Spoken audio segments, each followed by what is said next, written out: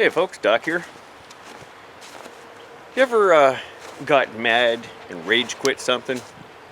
You know, like maybe you were on a Facebook group and somebody ticked you off and you just got all angry and rage quit. Or maybe a internet forum. Maybe something happened at work and you got really mad and you just rage quit your job.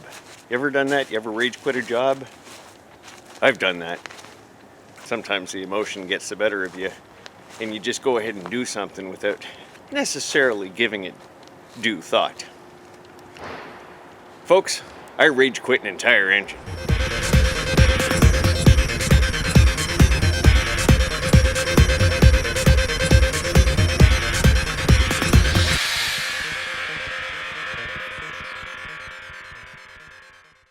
So we're talking about rage quitting. Something that happens when you let the emotions get the better of you and you let yourself out of a group or a forum or some sort of situation because it really got the better of you and you got angry. I rage quit an engine. That's right, I did. Some of you are going to recognize this as the 18 horsepower Briggs & Stratton Vanguard V-twin horizontal shaft out of Suburban Commando. And I rage quit it. I mean, I got angry. Is it still a good engine? Yes. Is it savable? Absolutely. Mechanically, there's nothing wrong with it. You see, back about, I'm going to say a month ago, I'd have to check the date, I went on a ride with my fellow Oddfathers. This is that new group of us old geezers that are going to go out there and show you all that we can still have fun. Anyways, we went on this group ride, and I was plagued with problems in Suburban Commando. I had fuel system trouble, especially with the carburetor. The pump knocked out a couple of times, which I traced to a loose wire. It happens. Ignition issues, carb issues, ignition issues, carb issues. I mean, I had my hood open more often than not. And just a little bit of a tip of the hat here to MK Productions for not showing me spending most of the day with my hood open. I appreciate it, man.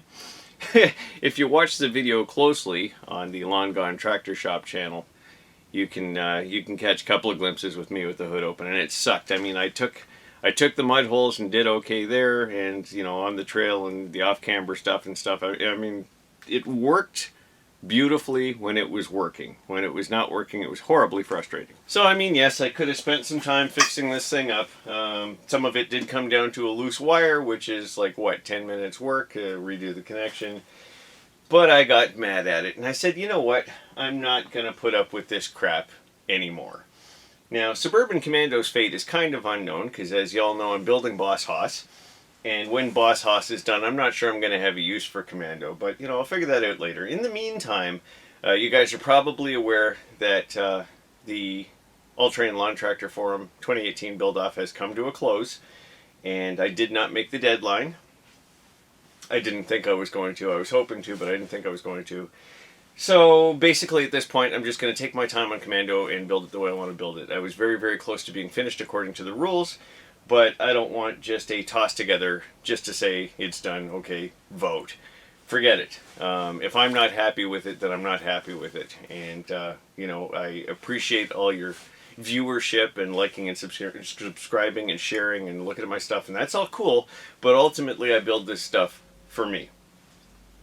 With that said, I can take my time on Boss Haas, do it at my own leisure, and in the meantime, of course, I want to be working on and writing my other stuff. And Commando just happens to be filling in that gap until the Haas is done. So, with all of that out of the way, like I said, I took Commando on that trail ride. It did not perform very well at all, which is a first, because, you know, all the guys will tell you normally it does really good. And I said, to hell with it, I'm going to repower it, because I came up on the right deal.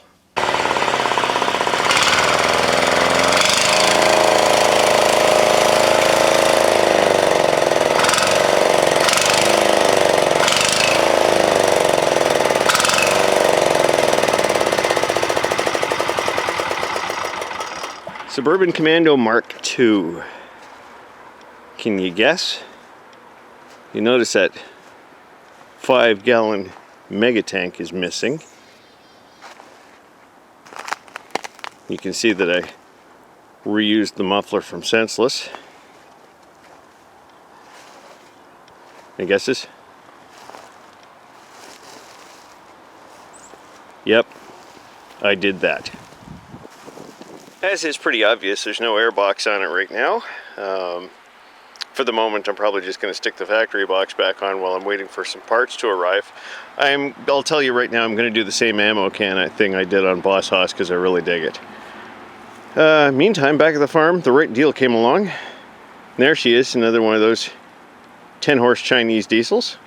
And it does run pretty good, but I'm having some issues with the governor throttle linkage setup. It's a little bit loose, so trying to get this thing to just idle nicely is actually pretty difficult right now. It either wants to just die or take off. So I've got a little adjustment to do. Other than that, it runs pretty good. Okay, where to begin? Well, to start with, we have that compression relief lever, which is generally used for pull starting. You know, you push the lever down and it makes the engine go through the first full rotation without bumping off the cam. Which is good because it's difficult if you don't, and I've actually broken a pull cord by forgetting to do that on Boss Hoss once. So what I did is I just welded a little arm to it and connected a cable. I'll get back to the cable in a second. And it's just hooked up to the choke arm. And you can see here that I actually added a small section of flexible cable to the existing stiff cable. And I'll tell you why that is. And the point of that is you push the lever down, it stays down, and then the engine automatically bumps it after the first revolution and brings it back up again. With that solid cable, the lever would stay down and you'd have to manually push the cable back in. The problem with that, of course, is when you're pull starting, you're on the opposite side of the engine and, you know, just, it's ugly. So we did that. So as you can see, I just pulled the choke control out, pushed it back in, and the lever stayed, and it will automatically bump up now. So that was pretty simple and straightforward, and all it required was, you know, an extra 2 inches of flexible cable. Now, I kept Commando's gas pedal, if you want to call it that, throttle pedal, accelerator pedal, and the existing cable. And what I also did, of course, to address the usual diesel set it to idle versus kill it with the fuel thing, which you can't do with just a pedal, I used the original factory dash throttle lever. And what I've done here is I'll see if I can bring you around the exhaust. There's the governor plate connection, and it's got one of those round 90-degree cable bend things that you get off a bicycle for the brakes. And this is all bicycle brake cable and parts. And I made a little bracket just to bolt that to the engine. Now, as soon as it comes out of there, I've got that little plate. And I'll explain the plate in a second. And then it goes to 2 cables. And of course, one cable is for this accelerator pedal, and the other is for that. And the way that deal works is that little bar in between, which was a strip of 16-gauge steel, allows one control or the other to act upon that one throttle cable. I'll see if I can demonstrate this. It's a little bit difficult to get into and reach, but I'm going to hit the accelerator pedal right now, and you can see that after the bar twists a little, it takes it up and pulls the cable. Now,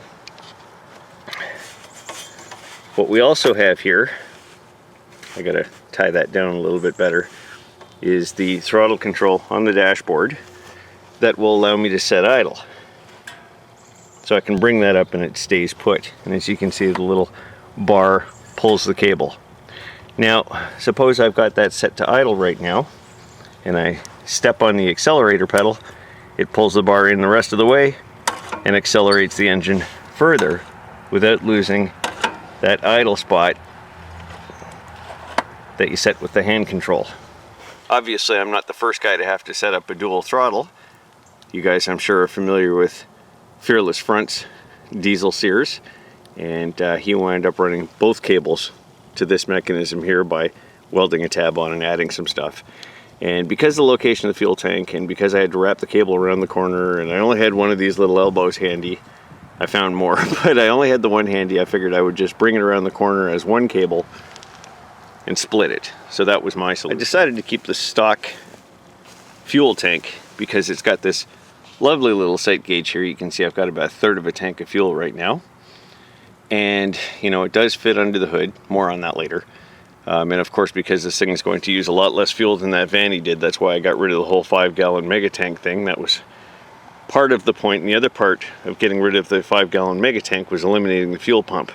By going back to a simple gravity feed system, I do not have a fuel pump failure to worry about. From this angle, you can see the 2x2 square steel tube that I had to use to raise the bottom of the grill up to in turn raise the hood up to clear the top of the engine and the fuel tank, which I'm sure you all are aware now is necessary to fit one of these engines into a Sears Suburban.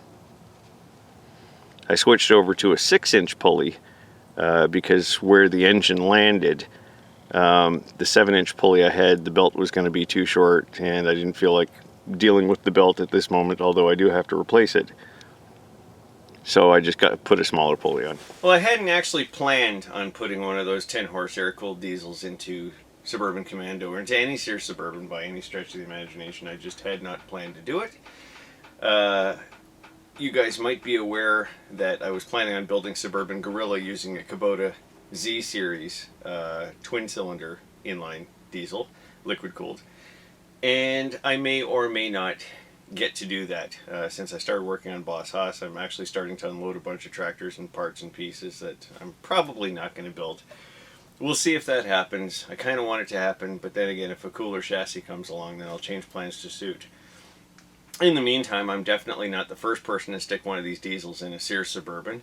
Again, you guys know that Fearless Front did it, and he's got a really solid machine that everybody seems to enjoy, especially and including himself. And I just kind of landed on the right deal at the right time, wherein I looked at it and I said, you know what, at this point it's pretty much going to be a bolt-in. There's a little more to it than that, but it's pretty much going to be a bolt-in. It's going to alleviate ignition issues for me, and, you know, changing over to gravity fed is going to, you know, alleviate fuel pump issues, blah, blah, blah, blah, blah, electrical problems. I just went, screw it. I'm going to go with something that as long as you're feeding it fuel, it's going to keep on running. So that's what I did. I've still got some wiring to do, getting my headlights and winch back and all that stuff, and some tidying up to do. She's going to get a fresh coat of paint as soon as I can. And I'm just going to enjoy it till I no longer need it, I suppose. I'd like to take this opportunity to thank my pal Jake, who turned me on to the deal on this engine. I only paid $150 for it, which is just an absolute steal.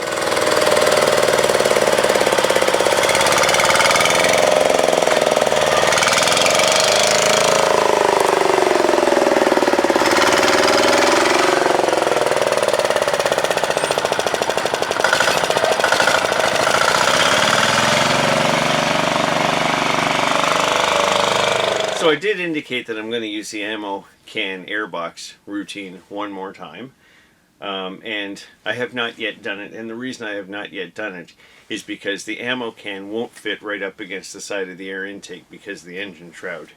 It needs a little bit of space, and that little space is going to come in the form of another intake preheater grid, just like I put on Boss Haas. I found them on eBay. I ordered a couple more. You know, one for this thing, one as a backup, because this is Canada and things do get cold. Anyways, when that part comes in, I can do the ammo can airbox, slam it on, do another snorkel, whether it's, you know, under the hood again or raised. It's probably going to be under the hood again. I kind of like the idea of not having something in the way there. Anyhow, there you have it, folks. Baby, it's cold outside, which is why I'm standing in the shop for this segment. And I'd like to thank you once again for tuning in, watching, and subscribing. Sprocket's Garage on YouTube. And until next time, take care of yourselves.